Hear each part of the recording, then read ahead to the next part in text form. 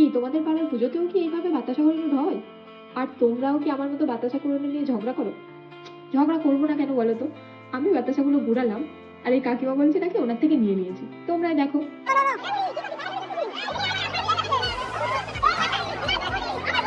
যাই হোক, আগে প্রথম থেকে শুরু করা যাক।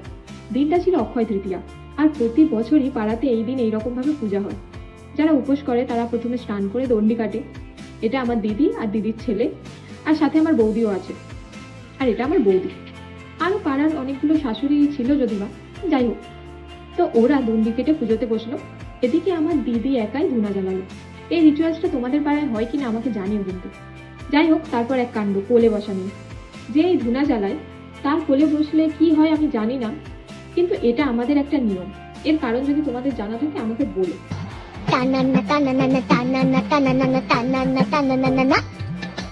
এরপর আমরা সবাই অঞ্জলি দিতে বসে গেলাম। সেটাও কমপ্লিট হলো, কিন্তু আমার মন ছিল ওই এক বস্তা বাতাসার উপর। কখন যে ওটা ছড়ানো হবে আর আমি ঘুরাবো।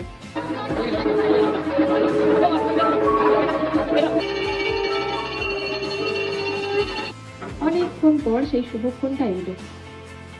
ঝরঝর করে বাতাসা করতে শুরু হলো, আর আমি শুয়ে বসে এর উপর ওর উপর চড়ে বাতাসা ঘুরিয়ে নিলাম। এই যে বাচ্চাটা দেখছো বাতাসা ছড়াচ্ছে, এর ওজনের বাতাসা ছিল, তো বুঝতেই পারছো কত বাতাসা ছিল। এবার দেখো আমি কত কুড়িয়েছি, তাও একা। আর সেই নিয়ে কাকিমাটা আমার সাথে ঝগড়া করছিল, যদিবা ঝগড়াটা এমনিই ছিল মজা করে। যাই হোক, তারপরে প্রসাদ খাওয়ার পালা। সারা দিন উপোস করার পর এই চিড়ের ভোগটা পেলে আহা, মনটা ভরে যায় একদম। তার সাথে ছিল খিচুড়ি।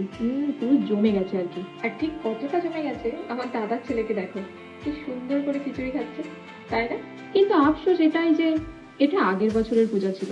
এবছর আসামে থাকার কারণে আমি এই পুজোটা মিস করে ফেলেছি। সে যাই হোক, মেমোরি দেখেও অনেক খুশি হয়েছি আমি। আমার কথা শুনেই বুঝতে পারছো, আমার কাছে এটাই অনেক।